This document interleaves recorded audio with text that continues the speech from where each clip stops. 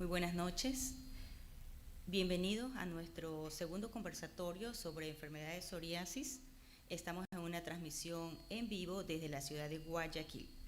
Soy la doctora Marta Heras, dermatóloga, y tendré el honor de ser la moderadora de este conversatorio. Invito a todos a que participen en este en vivo escribiendo la frase "La psoriasis nos une". Además, les sugiero que se suscriban al canal, dar like, guardar y compartir este en vivo, porque vamos a tener premios de productos dermatológicos. El tema que nos ocupa hoy es la psoriasis, a propósito que es de celebrarse el 29 de octubre, el Día Mundial de la Psoriasis. Es por esta razón que la noche de hoy me encuentro acompañada de colegas, especialistas, expertos en psoriasis y líderes de opinión, a quienes desde ya les agradezco por esta colaboración. Vamos a empezar este conversatorio con datos importantes acerca de la psoriasis como una introducción. ¿Qué es la psoriasis? La psoriasis es una enfermedad crónica. En cuanto a las estadísticas, podemos comentarlas a nivel mundial, que es aproximadamente el 3%. En Ecuador se menciona que 2 de cada 100 habitantes presentan psoriasis. La causa de la psoriasis aún no está esclarecida. Lo que se conoce es que hay un factor genético y un factor inflamatorio. ¿Cómo es la psoriasis? ¿Qué observamos en la piel de un paciente con psoriasis? Lo que observamos es una piel enrojecida, elevada, lo que los dermatólogos denominamos placa. Esta placa es altamente pruriginosa, es decir, pica bastante, y puede estar localizada sobre todo en eminencias óseas. Estamos hablando de codos, rodillas, espalda, pero también puede afectar la piel cabelluda, las uñas, y más adelante hablaremos de otros tipos de psoriasis. ¿Cuántas formas clínicas hay de psoriasis? Es decir, ¿cuántos tipos de psoriasis existen? Se las ha clasificado de acuerdo a su localización. Por ejemplo, hay psoriasis de localizaciones especiales como el cuero cabelludo o piel cabelluda, en el área genital, psoriasis unguial, psoriasis vulgar en placas, psoriasis gutata, psoriasis pustulosa, psoriasis palmoplantar, y también hay una forma de psoriasis que se denomina eritrodérmica, la cual consiste en que las lesiones cubren más o menos el 90% de la superficie corporal cutánea. Y esta forma eritrodérmica, de no ser bien manejada, puede ser mortal para el paciente. Es muy importante en psoriasis hablar sobre los factores detonantes. Estos factores detonantes, a la cabeza tenemos, por orden estadístico, los fármacos, ¿sí? Existe alta evidencia científica y hay una lista muy larga de fármacos que están asociados a brotes de psoriasis. Por ejemplo, los antiinflamatorios.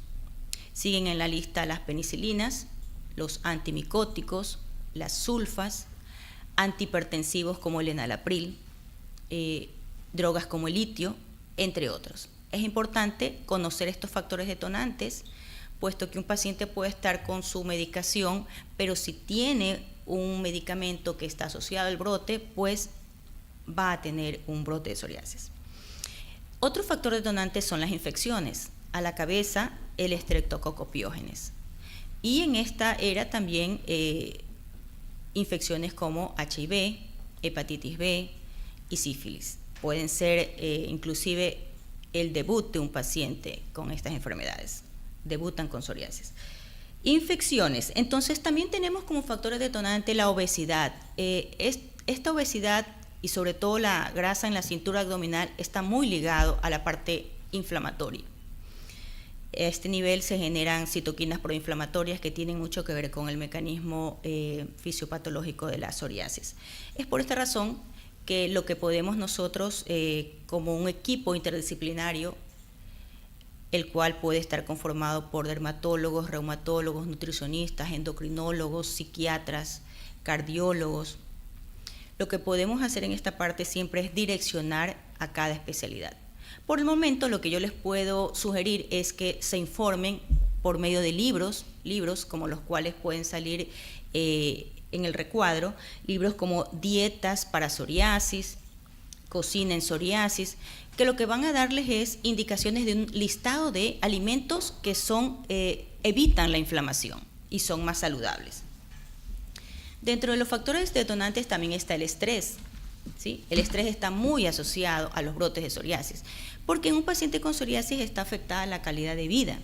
Son pacientes que en ciertos momentos tienen una inseguridad, tienen depresión. Aquí entra el colega psiquiatra para el manejo de esas afecciones. Por el momento, lo que podemos también dar un aporte es que se interesen en libros de autoayuda, libros, por ejemplo, como Mi vida con psoriasis, o un libro como, por ejemplo, Controle su psoriasis, no deje que ella lo controle. Son libros que le van a dar técnicas de autosuperación para que ustedes tengan menos impacto en la calidad de vida. Se ha hecho una analogía en que la psoriasis es solamente la punta de un gran témpano. Mientras que arriba están las lesiones de la piel, abajo se encuentran otras afecciones como aumento de la insulina, aumento de la presión, aumento de la glucosa, la obesidad, ¿ya? Lo que puede conllevar a un síndrome metabólico y a su vez aumentar el riesgo cardiovascular. Por tal razón, hay muchos artículos en la literatura que cada vez dan más convencimiento de que un paciente con psoriasis es un paciente que tiene un alto riesgo cardiovascular. También hay artículos que han salido en relación a la demencia. Hay varios artículos que cada vez indican que el proceso inflamatorio en la psoriasis es muy importante. Dicho esto, vamos a dar paso a nuestra primera panelista, la doctora Gladys Zambrano. Te agradezco por estar aquí en el conversatorio. Es la segunda ocasión que nos acompañas, ¿sí?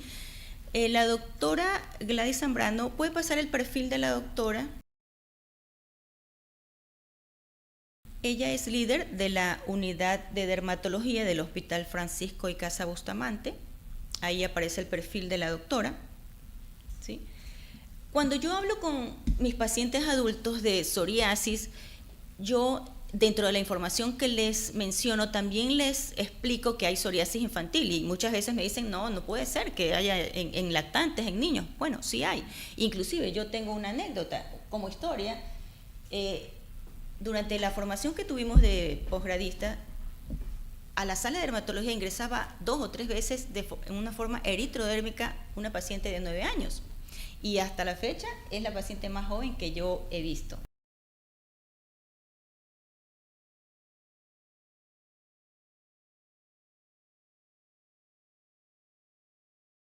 ¿Desde qué edad se puede presentar la psoriasis en niños? ¿Cuáles son los picos? ¿Y cuál ha sido tu caso más joven de psoriasis infantil? Gracias por la invitación.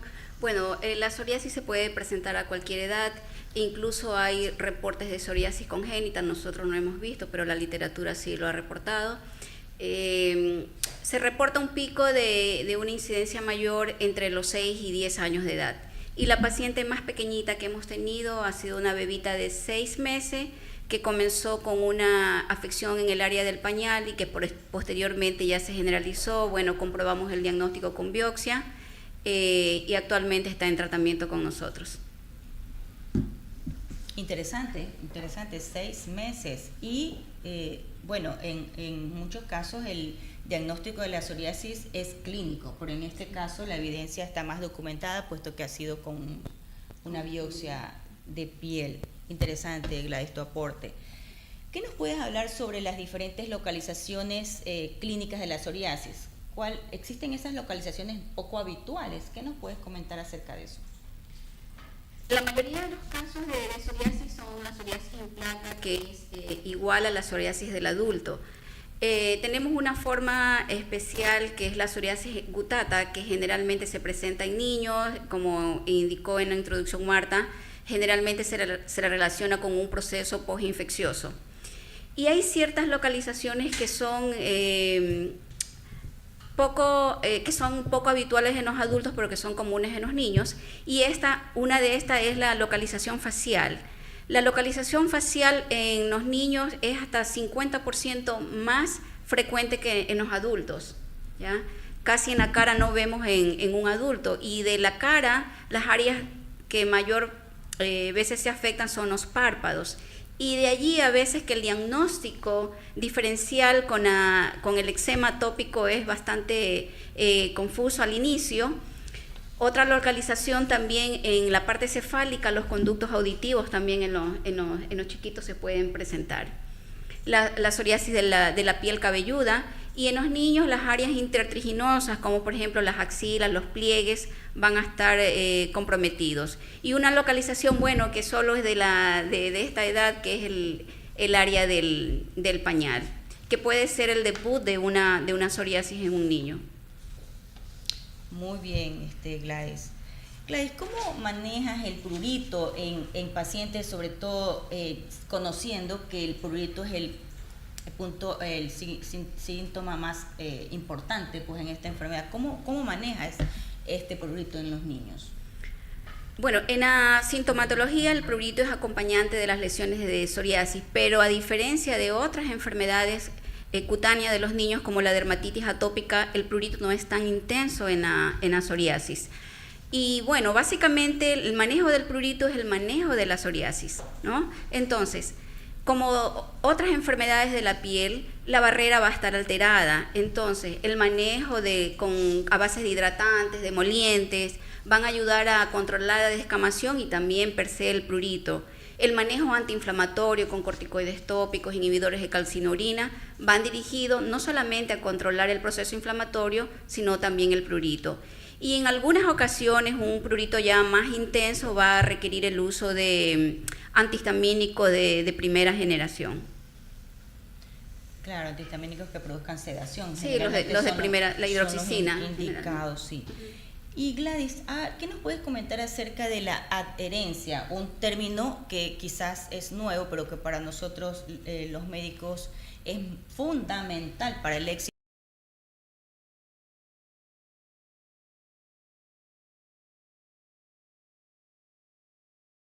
Lo que el paciente tiene que seguir fielmente el tratamiento, ya sea oral, tópico, todas las indicaciones del médico. Se tiene que tener esa adherencia al tratamiento para poder tener un éxito. En este caso, con los niños, la adherencia depende mucho de los cuidadores, sobre todo. ¿Qué nos puedes comentar? Así es. Recordemos que la psoriasis es una enfermedad crónica, ¿no? Entonces, lo principal es tener la empatía del cuidador de este niño, porque son los que van a proporcionar la medicación, van a seguir las indicaciones de su médico.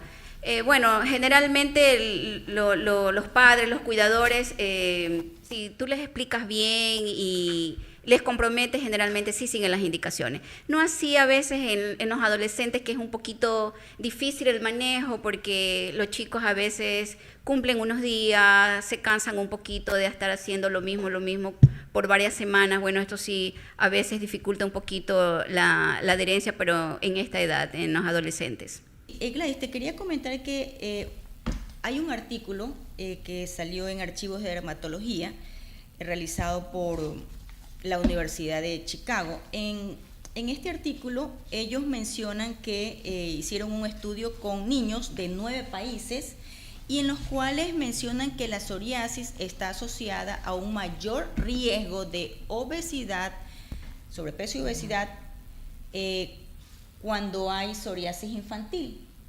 independientemente de la severidad. Esto fue hecho en Estados Unidos. Acá en nuestro campo, en nuestro territorio, ¿cómo es? ¿Es igual? ¿Cuál es tu experiencia en la consulta diaria?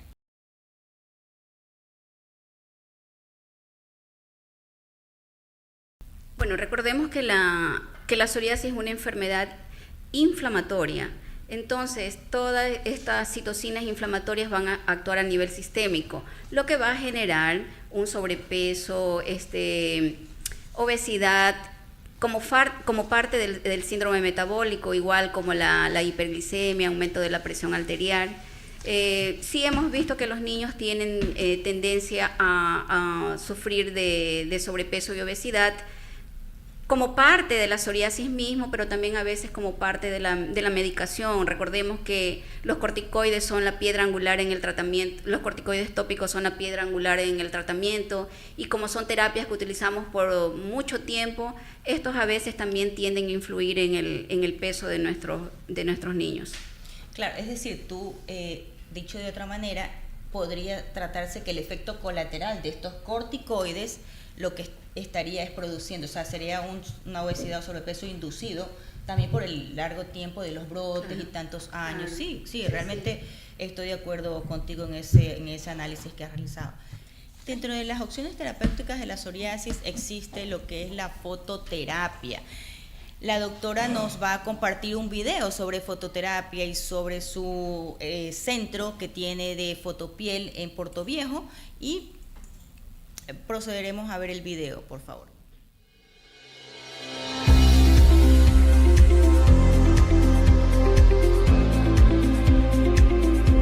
Fotopiel es un centro dermatológico especializado en fototerapia o terapia lumínica que se encuentra ubicado en la hermosa provincia de Manabí, Portoviejo, siendo el primer centro de especialización de enfermedades de piel crónicas no transmisibles.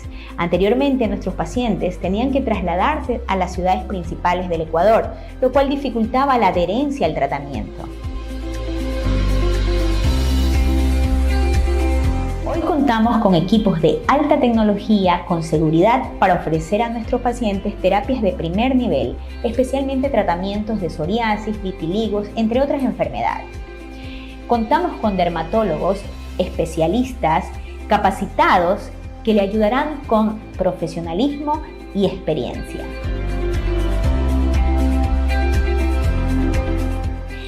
La fototerapia es una excelente opción para aquellos pacientes que padecen psoriasis de leve a moderada, con contraindicaciones de terapias sistémicas. También puede usarse en combinación con otras medicaciones o en aquellos pacientes con enfermedades como VIH o neoplasias.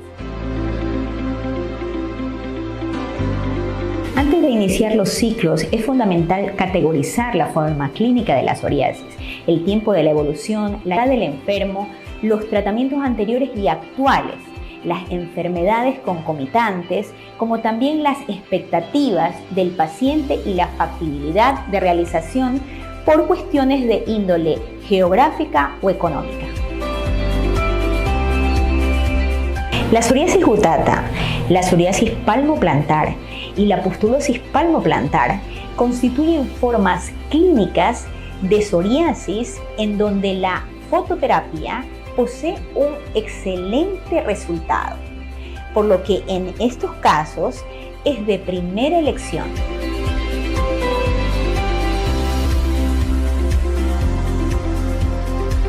Las lesiones responden de manera paulatina. Primero desaparecen las costras y el eritema es lo último en atenuarse o disminuir, por lo cual se aconseja no suspender las sesiones de fototerapia, ya que la recidiva es la regla.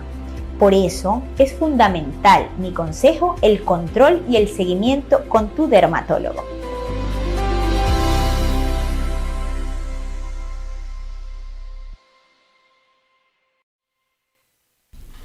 Bienvenida, Yomaira. Muchas gracias por estar en colaboración con DASPA Ecuador.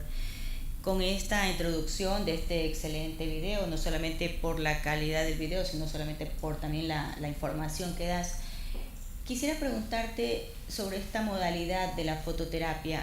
¿En qué consiste? ¿Hay un mecanismo de acción en esta modalidad? ¿Y cuáles son las diferentes formas de tratar la fototerapia en combinación con otras drogas? Ok, primero agradecerte por esta espectacular invitación, aparte de compartir con colegas de gran renombre aquí en el Ecuador.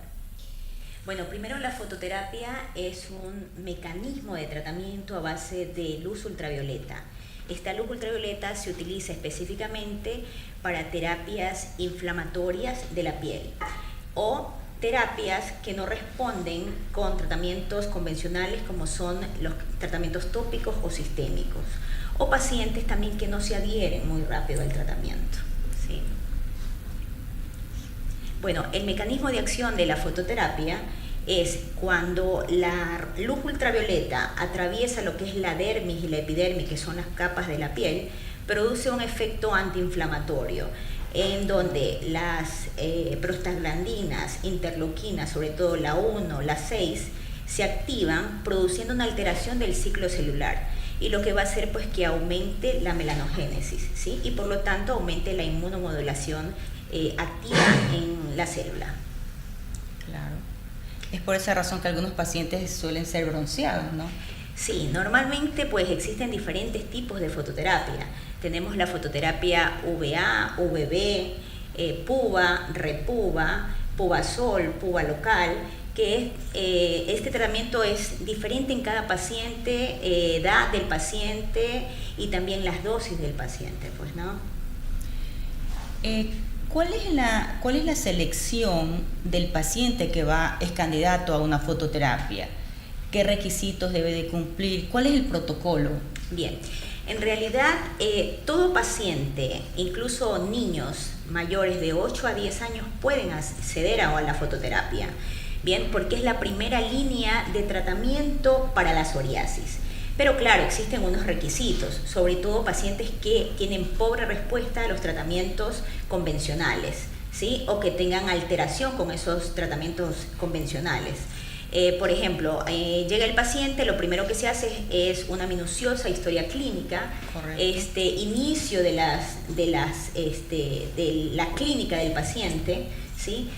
También se le tiene que dar por escrito un consentimiento informado en donde él reciba la información de los pros y los contras de lo que es la fototerapia, ¿sí? Muy aparte de eso, también tenemos que saber qué tratamientos ha usado con anterioridad y cuánto tiempo los ha utilizado, porque muchos pacientes ya vienen muy toqueteados y ellos siempre tienen la esperanza de encontrar pues el tratamiento ideal. Realmente la fototerapia es uno de los tratamientos más idóneos porque se puede combinar incluso con otras terapias como por ejemplo el metrotexato, incluso con algunas terapias biológicas que tienen mucho mejor respuesta, pues, ¿no? Las dosis que se dan con fototerapia normalmente se dan de 2 a 3 veces por semana. Se inician con ciclos cortos de 0,5 joules por metros cuadrados a 0,1 joules, que son las medidas en nanómetros, en donde a mayor profundidad, mayor propuesta de tratamiento. Ah, sí, muy interesante. Coméntame, ¿es una modalidad o una terapia segura o existen efectos colaterales con fototerapia? En realidad sí existen efectos colaterales, pero son mínimos.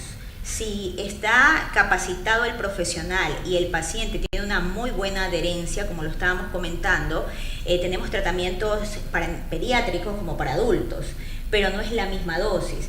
Entonces necesitamos mucho el apoyo, en este caso, del familiar del paciente. Y realmente uno tiene que tener pues dosis acumuladas.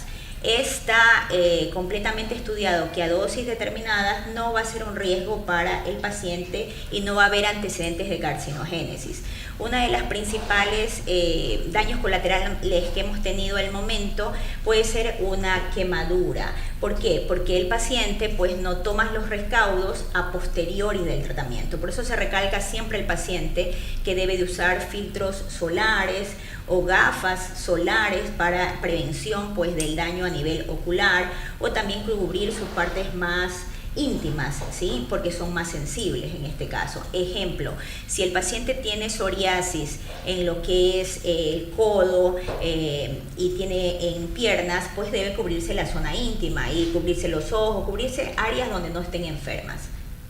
Ya que mencionaste algo muy interesante, el tema ocular, estos pacientes previamente deberían de ser evaluados para descartar algún tipo de catarata, algún otro tema.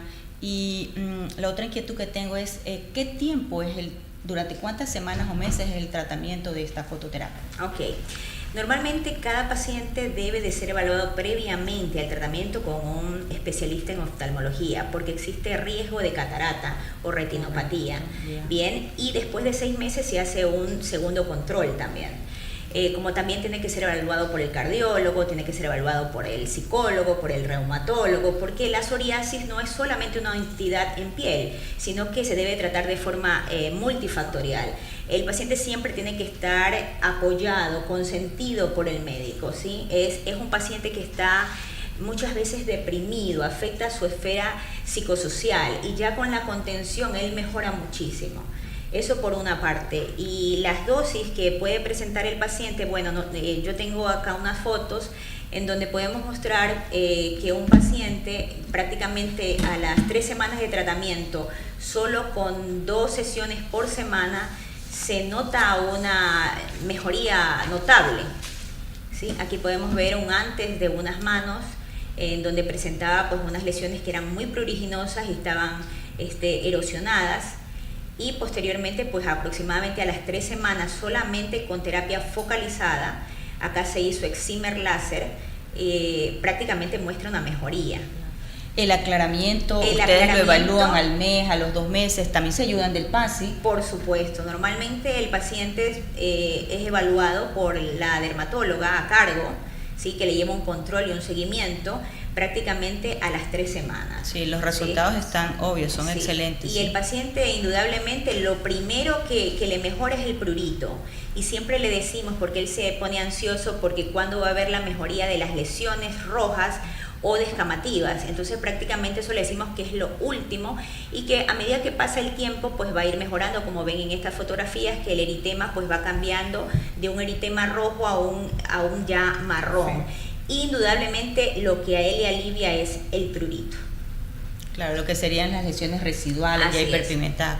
Sí, es una modalidad. Sí, siempre nosotros, Marta, tratamos de que el paciente no solamente se concomine a la fototerapia, sino que también tenga tratamiento de emolientes, jabones sustitutos, claro. Aparte de eso, protección solar, gafas, también medios físicos como sombreros, ropas de algodón. O sea, todo esto no es una sola cosa, todo esto es un término global para el paciente y el paciente se siente muy contenido porque, como te digo, a él le gusta que lo asesoren, que le digan, haga esto, haga lo otro. Ejemplo, nosotros derivamos también a los pacientes para la nutricionista, ¿sí? Que es importante porque en la consulta te llega un paciente y te dice, doctora, ¿y puedo comer tal cosa? Y yo siento que esto me afecta. Entonces yo le digo a mi paciente, usted conoce más su enfermedad que yo, ¿sí? Porque lleva años.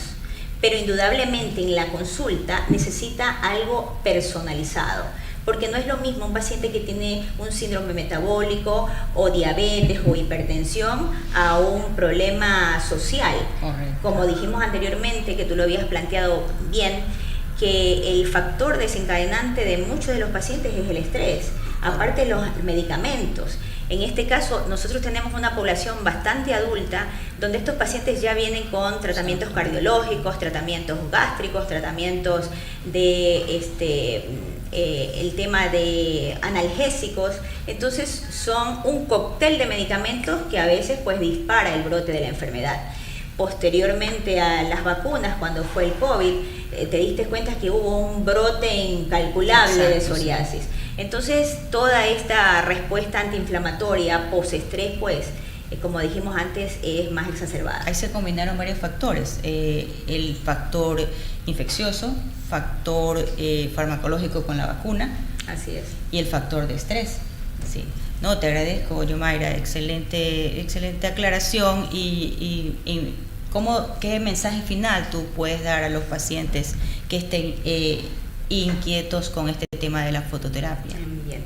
Yo les puedo decir a los pacientes que no tengan miedo de la fototerapia. La fototerapia es uno de los tratamientos de primera elección, los más nobles que existen, y que no tiene riesgo de carcinogénesis y que ya está a prácticamente acceso a todos los pacientes y tiene también un costo bastante bueno, porque eso es importante también ahora, cuidar la economía de nuestros pacientes. Pues, costo-beneficio. Sí, así es. Entonces, ese sería mi mensaje, que no tengan miedo a esta terapia que ya se está utilizando desde los años 80 y que ahora pues tenemos la oportunidad de poderla tener en nuestras provincias. Así que aprovechen y que sean partícipes de este tratamiento y van a tener muy buenas respuestas. Muchas gracias, Yomaira, muchísimas gracias.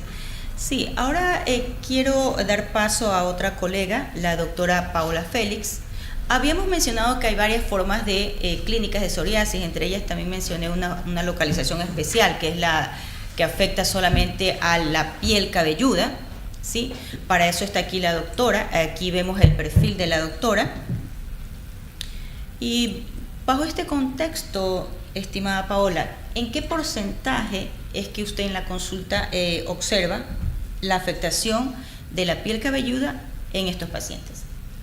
En primer lugar, muchas gracias, doctora Marta, excelentes colegas, ponentes aquí presentes, por estar en este excelente conversatorio, muy educativo para todos, incluso para los que estamos participando.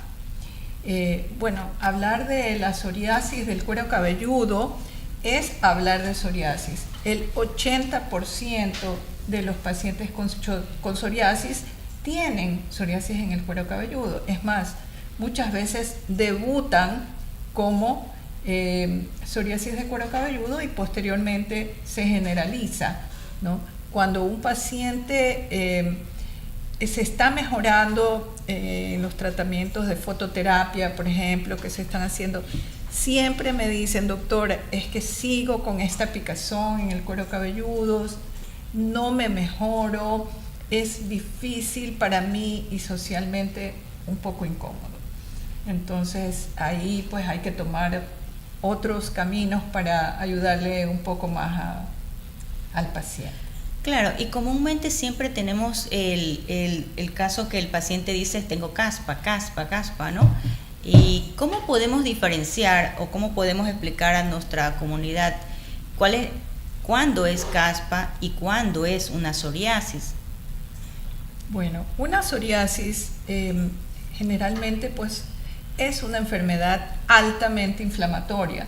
Entonces van a ser unas placas infiltradas, unas placas que muchas veces sobresalen del cuero cabelludo y van hacia la cara, hacia el cuello, hacia los contornos del cuero cabelludo.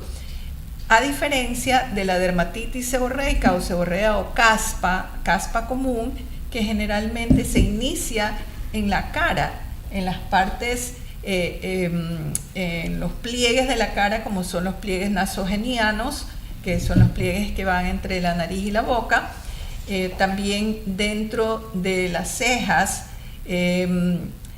todas estas dentro de las orejas. Bueno, también esta es una localización de la psoriasis.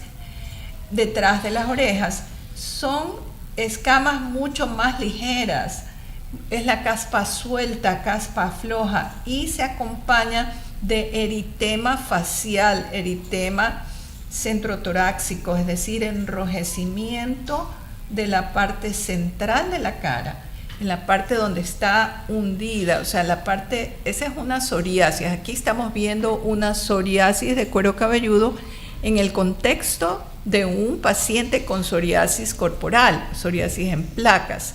Este paciente es el que justamente refiere que está mejorando por el tratamiento que se le ha administrado, pero su cuero cabelludo persiste con esta descamación, placas e inflamación. Ahora que tenemos la imagen del caso que nos ocupa de la psoriasis de piel cabelluda, ¿qué nos puede comentar acerca de los diferentes tratamientos tópicos o si existen también otras modalidades de tratamiento a nivel de piel cabelluda? Bueno, a nivel de piel cabelluda, los corticoides son la primera línea de elección para tratar una psoriasis. Comenzamos primero con lociones, geles y champús. Para mi opinión, y creo que tal vez los colegas aquí presentes estarán de acuerdo, el champú es una formulación mucho más amigable para el paciente, ya que, como dijo la doctora Gladys, los corticoides se absorben tremendamente, y el cuero cabelludo la piel cabelluda es una piel que se presta mucho para absorber el corticoide, de tal manera que el champú, que va a estar más breve tiempo en contacto con el cuero cabelludo, es una formulación mucho más amigable con el paciente. Luego tenemos los preparados que tienen calcipotriol. También son otras cosas que podemos echar a mano, que este producto, el calcipotriol solo o mezclado con corticoides, mucho mejor. ¿Y el tema de irritación? El tema de la irritación, ¿cómo lo maneja? Sí, el tema de la irritación con el calcipotriol es una de las limitantes, porque el paciente refiere: me arde, me pica, es molestosa la preparación. Entonces, otra formulación que me gusta mucho es formulaciones con ácido salicílico. Me gusta enviar al paciente a que se aplique una formulación con ácido salicílico, generalmente al 5 al 8% en la noche. Acción queratolítica. Una acción queratolítica, y luego al día siguiente que se bañe con su champú con corticoide, con clobetasol. General es el único champú que tenemos en este momento en el mercado, un champú con clobetasol. Luego viene el mantenimiento. Posteriormente a esta impregnación con corticoides viene la terapia de mantenimiento. Ahí sí podemos echar mano de los diferentes preparados, las diferentes preparaciones que están en el mercado, que tienen ácido salicílico, tienen distintas formulaciones cosméticas que nos van a ayudar a darle mantenimiento a este paciente que está ya mejor de la psoriasis de cuero cabelludo. Otro de los tratamientos muy útiles, comparto con la doctora Yomaira, es la fototerapia. Para mí, la fototerapia es el mejor tratamiento en cuanto a psoriasis. O sea, hay que iniciar por ahí, hay que darse la oportunidad con la fototerapia, incluso fototerapia con calcipotriol. Es excelente. Sí, Marta. Entonces, también es importante en cuanto a los tratamientos, cuando estamos aplicando un tratamiento, que el paciente tenga cuidado. Existen muchas formulaciones. En el tiempo de antes pues se usó coaltar, o sea, alquitrán de hulla, preparaciones que a veces no eran para nada cosméticas, y entonces esto iba hacia la cara y la pigmentaba un poco, ¿no? Igual ocurre con la extensión de la psoriasis. Cuando la psoriasis está llegando a la cara y a las zonas descubiertas, sí nos causa un gran impacto como pacientes, ¿no? Impacto social. Para la psoriasis de cuero cabelludo es la fototerapia. Además del tratamiento que el paciente debe seguir domiciliariamente, se pueden realizar sesiones de fototerapia que incluyen irradiación con luz ultravioleta B de banda estrecha. Bueno, ¿el aclaramiento se logra en qué tiempo? El aclaramiento con fototerapia se logra en unas 10 semanas, más o menos. Qué bien, sí. Qué bien. Y el paciente, sí, el paciente obviamente me imagino que el paciente también tiene que ser adherente a la fototerapia. Como dijo la doctora Gladys, es importante esa empatía, esa relación médico-paciente, que debe existir siempre, no solamente el paciente psoriásico, pero más aún el paciente psoriásico, que es un paciente vulnerable, un paciente deprimido, un paciente que siente vergüenza social. Entonces, uno lo toca al paciente, uno lo palpa. El contacto físico es muy importante, le da seguridad al paciente. Del médico con el paciente. Entonces el paciente dice: uy, qué bien, esta doctora no siente desagrado, asco de tocarme, de formar parte de mi tratamiento, porque hasta ese pequeño acercamiento que pueda tener uno con el paciente hace la diferencia, la curación. Entonces, en cuanto al impacto social, es muy grande. O sea, existen formulario que tú lo conoces, pues de calidad de vida. Es el formulario de LQI, que es el formulario de calidad de vida, que uno investiga al paciente cómo se siente, cómo duerme, si sus relaciones humanas amorosas son satisfactorias.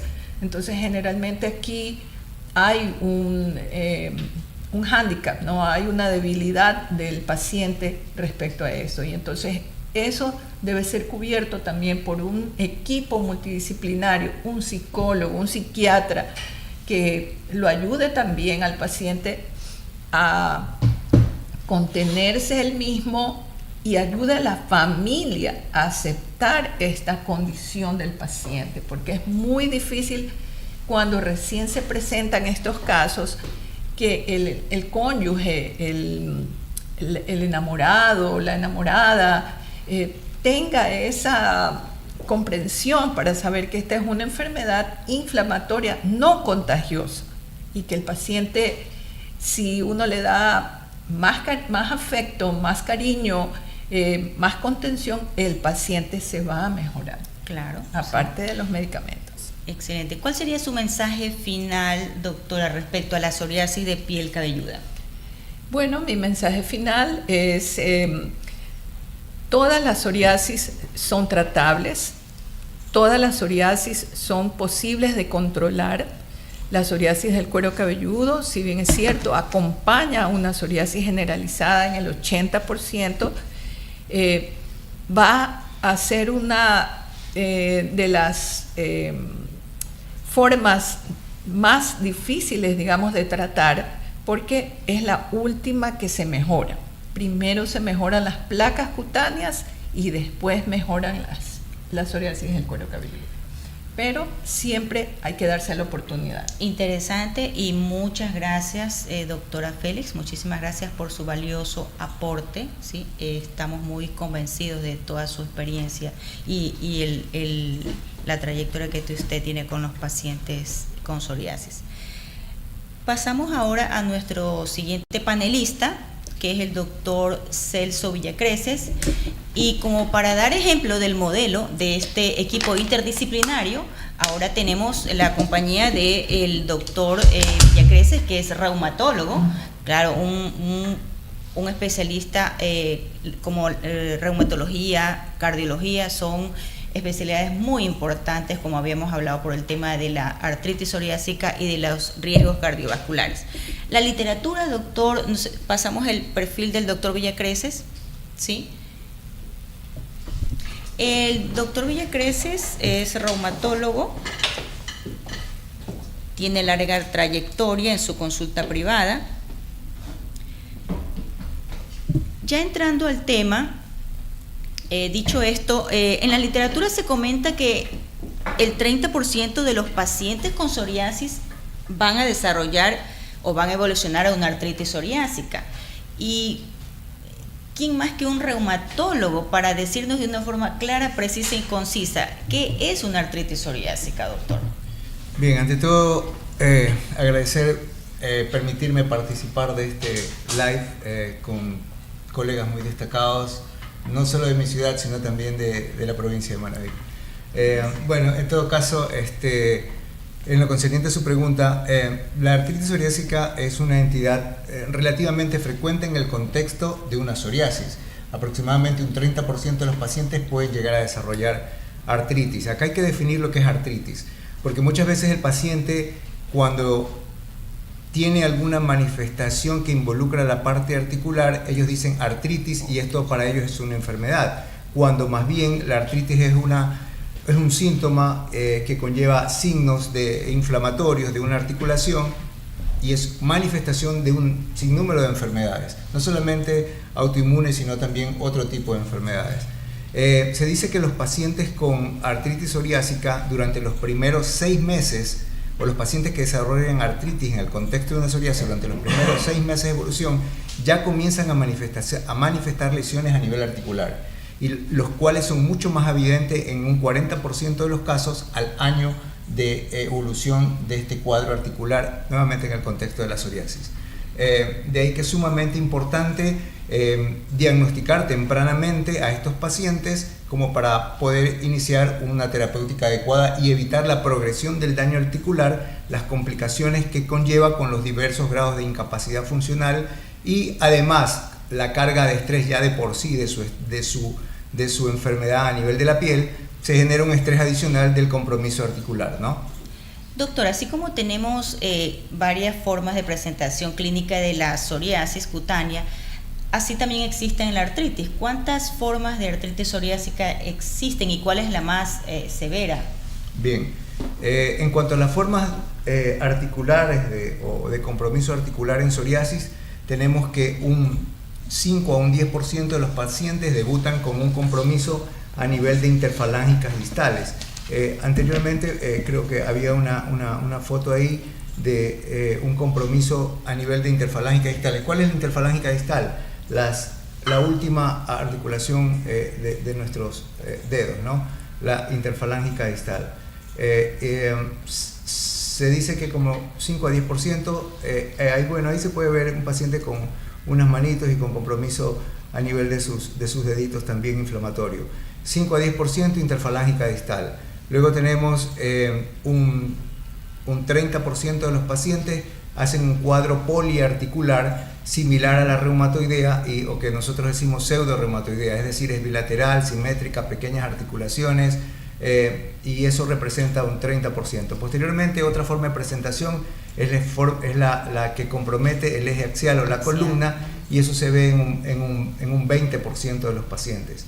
También tenemos pacientes que debutan con cuadros oligoarticulares. Hablamos de oligoarticular cuando están comprometidas a 3 articulaciones o menos, y generalmente son de miembros inferiores y son asimétricas. Y eso, como les decía, representa el 40%. Esa vendría a ser una forma de presentación más frecuente. Y finalmente tenemos aquellos pacientes que tienen una artritis psoriásica muy agresiva, que se la conoce como mutilante y que representa entre el 1 y el 5% de los pacientes, que con mucha osteólisis, con destrucción del tejido óseo. Eso usted lo ve en su consulta siempre que hay esta presentación. ¿También existe la afectación unguial? Una de las cosas que evaluamos cuando enfrentamos pacientes con psoriasis y con cuadro articular, ya sea artralgias o artritis psoriásica como tal, en el momento de la evaluación obviamente tenemos que evaluar no solamente la articulación, como yo le suelo decir a los alumnos, uno tiene que ver el todo, o sea, nos vamos a ver la piel, vamos a ver las uñas, vamos a ver el cuero cabelludo, vamos a ver los oídos, vamos a ver los pliegues, que son los sitios donde habitualmente pueden estar, si se quiere, escondidos también claro, lesiones de psoriasis, ¿no? Y mientras las lesiones a nivel de piel clásicamente se describen como el piqueteado unguial, las clásicas, y mientras más piqueteado unguial tiene, más agresividad o más severidad de su compromiso por psoriasis, ¿no? Claro, sí. Doctor, coméntenos, muy interesante el tema de la artritis psoriásica. ¿Qué ocurre en el caso que una paciente con diagnóstico de artritis psoriásica en edad fértil se embaraza? ¿Hay fármacos seguros en esta etapa de la mujer? Bien, así como ustedes los dermatólogos manejan fármacos para el tratamiento de la piel en sí, nosotros también los reumatólogos tenemos una amplia gama actualmente de fármacos que nos permiten mejorar la calidad de vida y evitar la progresión del daño articular. Tenemos los DMARD clásicos o modificadores de la enfermedad, a la cabeza de todos ellos el metrotexato, podemos utilizar sulfasalacina también, leflunomida también, y otros que realmente han caído en desuso por su toxicidad. Luego tenemos fármacos como los agentes biológicos, en que tenemos varios grupos, a la cabeza de todos ellos los primeros que salieron al mercado, los anti-TNFs, que fueron y son excelentes y es la primera opción frente al tratamiento de artritis psoriásica. Luego tenemos los nuevos que han aparecido, no tienen tanto tiempo, pero que también son muy eficaces en el manejo de la psoriasis y cierto tipo de manifestaciones como las axiales y el compromiso a nivel de tubo digestivo, porque también acá hay que recalcar que un 3% de los pacientes que debutan con psoriasis o artritis psoriásica durante su evolución tienen riesgo de desarrollar enfermedad inflamatoria intestinal, y tenemos dentro de esos fármacos el anti-L12-23, la interleuquina 23 también, los anti-interleuquina 23 y los anti-interleuquina 17. Ahora voy a lo de su pregunta un poco más concreto. Siempre que vamos a utilizar este tipo de fármacos y estamos con mujeres en edad fértil, tenemos que advertirle que los fármacos que vamos a utilizar, como en todo caso el metrotexato, es teratogénico y deberían utilizar cierto método de anticoncepción para evitar complicaciones. Sin embargo, nos ha tocado ver pacientes que, a pesar de la advertencia, yo a manera de broma le digo: me tienes que avisar a mí antes que a tu marido que te has embarazado, porque tenemos que tomar medidas. Primero, suspender en este caso, si es metrotexato, suspender el metrotexato. Si es leflunomida, obviamente suspender la leflunomida. Ahora, si hay pacientes que en edad fértil manifiestan querer embarazarse, anticoncepción, métodos de barrera o cualquier otro tipo, o sobre todo no los estrogénicos, sino los que son a base de progestágenos, ¿verdad? También acá otra consideración, o dispositivos intrauterinos también, ¿no? Claro. Otra de las cosas que hay que tener en cuenta en las mujeres que se embarazan o que quieren embarazarse,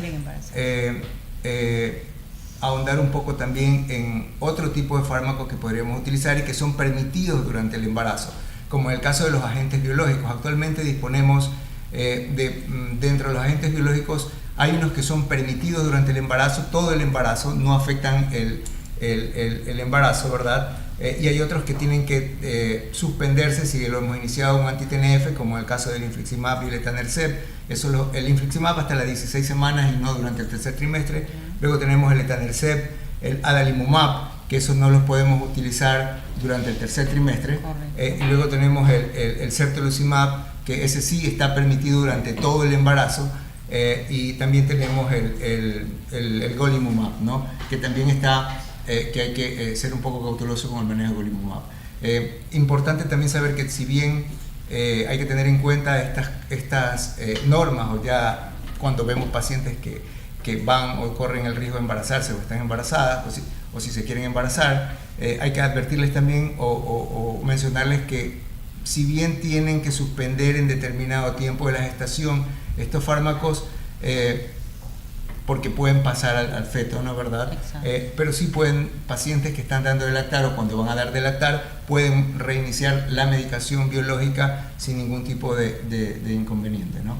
Interesante, doctor, interesante. Y usted ha mencionado el tema de la terapia biológica, pues que son un logro, un éxito en este tema, son avances terapéuticos tanto para la reumatología como para la dermatología, sobre todo los únicos beneficiados, pues nuestros pacientes. Usted habló también un tema muy interesante, que es el tema de la asociación que existe entre psoriasis y la parte inflamatoria intestinal, por si esto tiene que ver pues con el tema de las citoquinas que intervienen en la tiopatogenia. Y en ese contexto también hay ciertas inquietudes, porque si bien los anti-TNF salieron al inicio, ahora se han descubierto nuevos ejes, como el eje de la TH1723, en donde ya hay que ser más selectivo en escoger un biológico, puesto que hay que descartar la parte intestinal inflamatoria en un paciente. Otro tema también es muy importante, es cuando escogemos un biológico, sobre las advertencias de las infecciones, sobre si un paciente, por ejemplo, con HIV puede o no recibir un biológico, un paciente con cáncer ya superado, un paciente con hepatitis B. ¿Existen estas terapias seguras en estos casos? A ver, acá hay varios puntos. Primero, antes de indicar un agente biológico, nuestros pacientes tienen que pasar por un screening. ¿En qué consiste ese screening? Esos pacientes tienen que tener, si es mujer joven, a veces están embarazadas y no lo saben, tienen que tener una prueba de embarazo.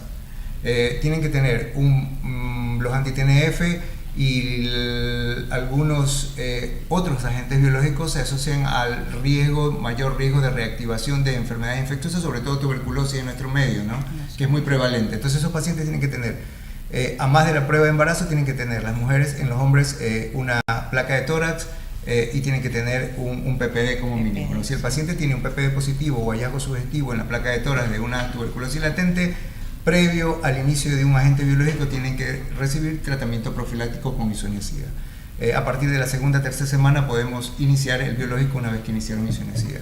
Tienen que tener serología para virus B, virus C, importante también, a veces tampoco lo saben y es un hallazgo en el momento de hacer el screening, y ya en este caso el manejo es multidisciplinario. En general este tipo de patologías es multidisciplinario, como hemos visto, el dermatólogo, el nutricionista, el infectólogo, en fin, en este caso el infectólogo o el hepatólogo para el manejo y que reciban tratamiento para esta enfermedad, y luego posteriormente, si es necesario, utilizar un TT. Y por supuesto una serología VIH también, porque obviamente más aún ahora con el advenimiento de los biológicos como el BLG1723, los anti-L17, que pueden contribuir a disminuir mal el recuento de CD4. Estos pacientes VIH deben tener un recuento de CD4 y tienen que tener también una carga viral y obviamente el manejo conjunto con el infectólogo, y para poder iniciar o no, y muchas veces los beneficios superan a los riesgos, así que uno podría utilizar uno de estos fármacos, no estarían contraindicados.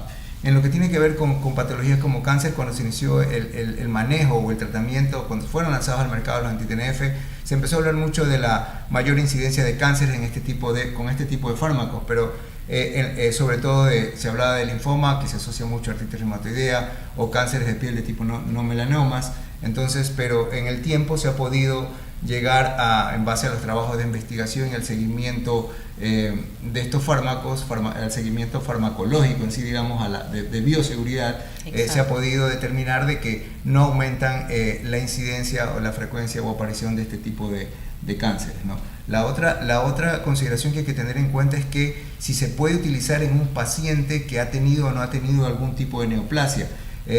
También se sabe que el hecho de que un paciente haya tenido una neoplasia y esté en remisión o está curado y que necesite utilizar uno de estos agentes, eso no implica que va a reactivar su cáncer o puede aparecer otro tipo de neoplasia, ¿no?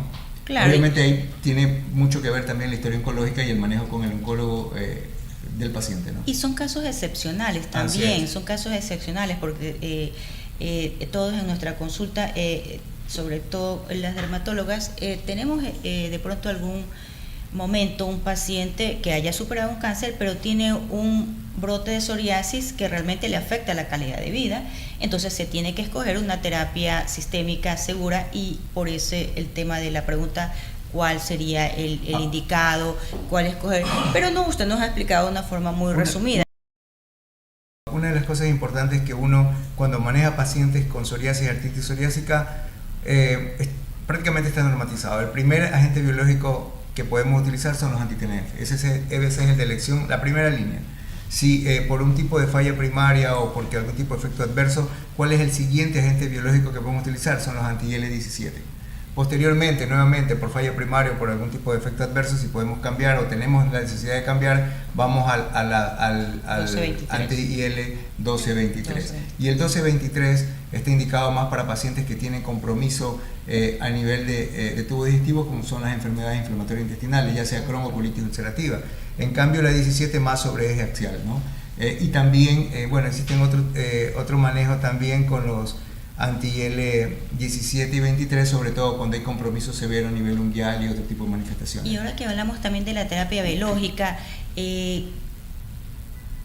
con nuestra colega Gladys, ¿qué nos puedes decir si tienes alguna experiencia de terapia biológica en casos infantiles?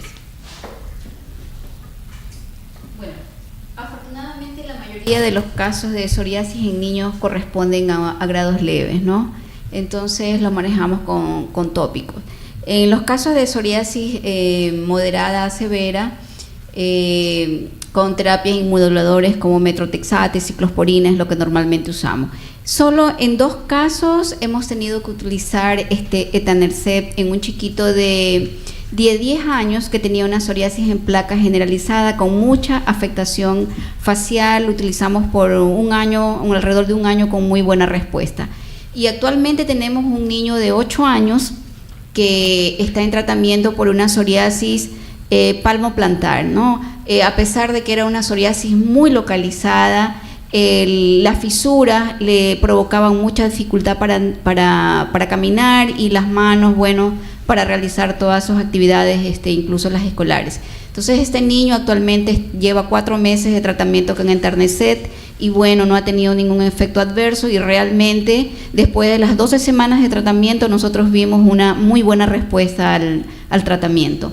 Ese es el único biológico que hemos utilizado. Claro, gracias, Gladys. Y ahora se habla de aclaramiento no solamente del 75%, yo veo ahora unos aclaramientos del 90%. Aproximadamente más del 50% de los pacientes tratados con biológicos alcanzan un PASI del 90%. Una de las cosas importantes también a recalcar es el hecho de que cuando vemos pacientes con compromiso articular, y obviamente en el contexto de mi especialidad, no solamente nos limitamos, como les decía, a observar la piel, las articulaciones de las uñas, sino también que la artritis psoriásica en sí tiene otra serie de manifestaciones extraarticulares que tenemos que indagar si el paciente las ha tenido o no, como por ejemplo los pacientes, en general los pacientes con espondiloartropatías, como son las tendinitis, la gentesitis, que es la inflamación del sitio de los tendones se adhiere al hueso, las uveitis anteriores agudas son también frecuentes en estos pacientes. Bueno, lo relacionado a enfermedad inflamatoria intestinal también hay que indagar, ¿no? Así que es un tema también a considerar las manifestaciones extraarticulares en los pacientes con artritis psoriásica. Sí, y ya que estamos hablando también de terapia biológica, doctor, ¿cuál es la diferencia entre un biológico y un biosimilar? Bueno, el biológico es un anticuerpo monoclonal. Esos son los, como quien dice, los de primera línea, los que salieron al mercado. Posteriormente salieron los biosimilares.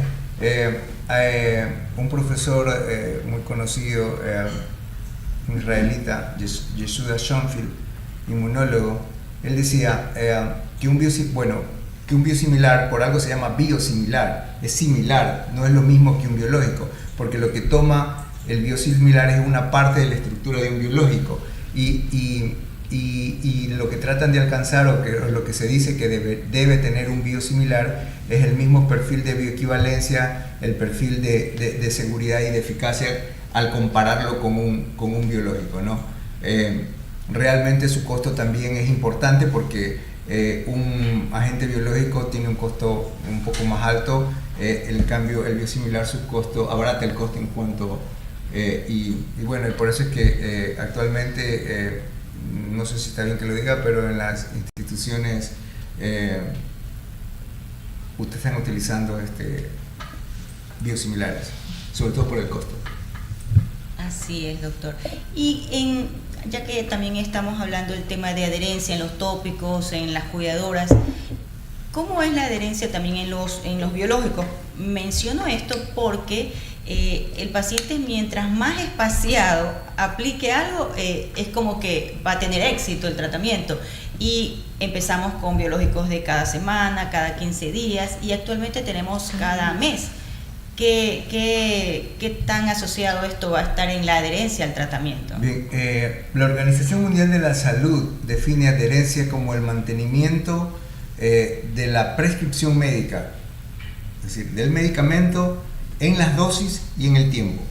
En el caso concreto de la adherencia a los agentes biológicos, nosotros vemos, y existen fármacos que se aplican, como usted lo dijo, semanalmente, quincenalmente, mensualmente, cada 8 semanas, y muchos requieren una dosis de carga antes de iniciar ya una dosis más.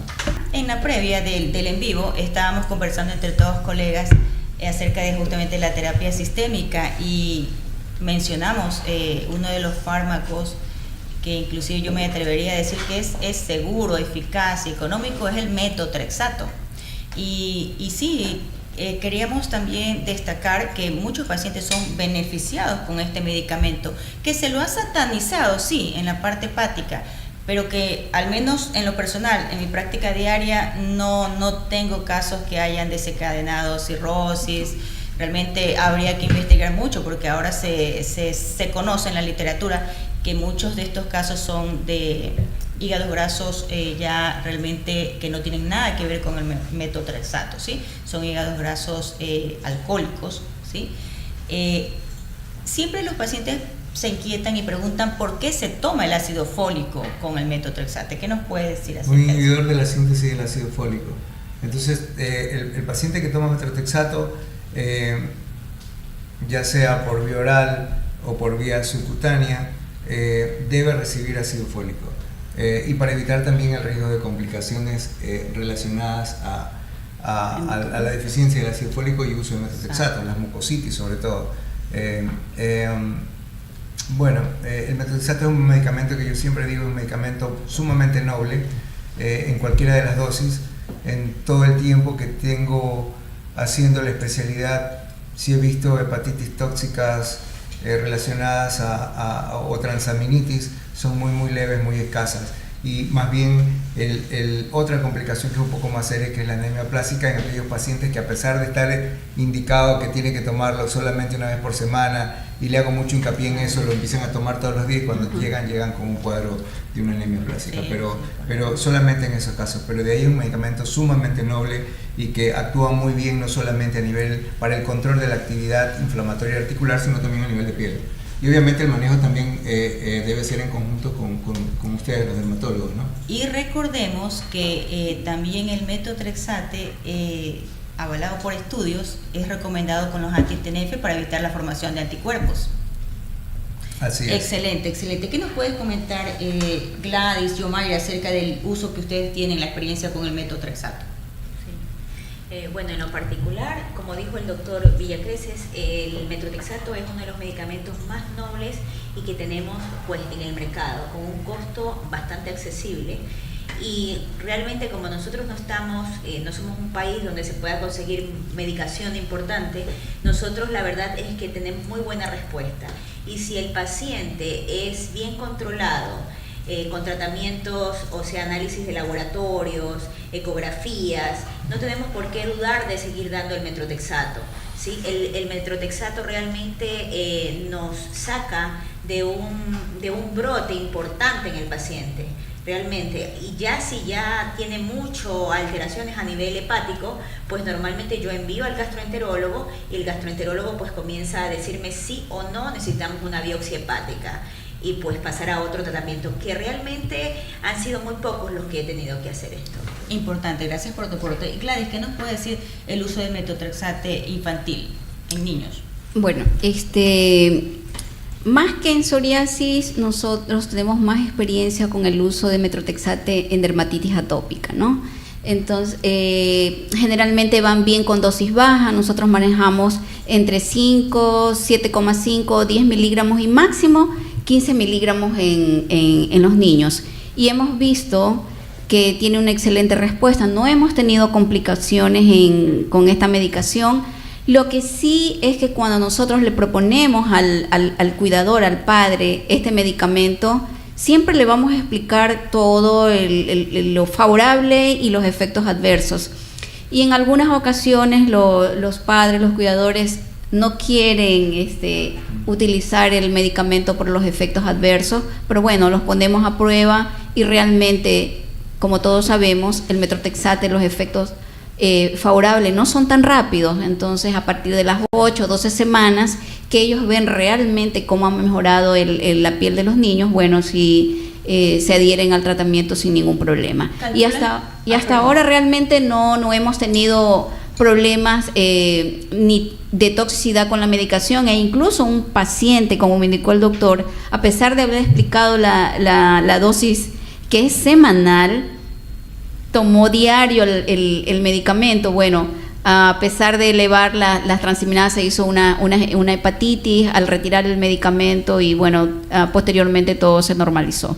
Gladys, ¿la dosis la calculan por peso o por superficie corporal? Por peso.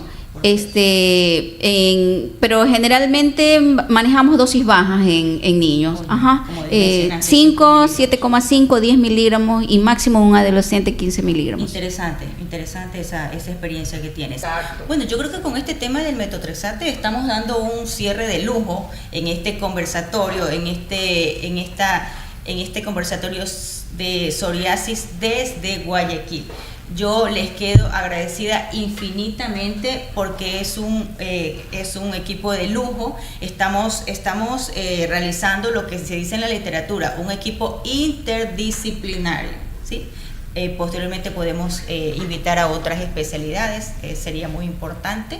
No me queda más que agradecerles. Estamos ya terminando el en vivo, ¿sí? Recordarles con sus comentarios con la frase la psoriasis nos une, para tener obsequios dermatológicos. Les agradezco, colegas, agradecida enormemente. Muchísimas gracias.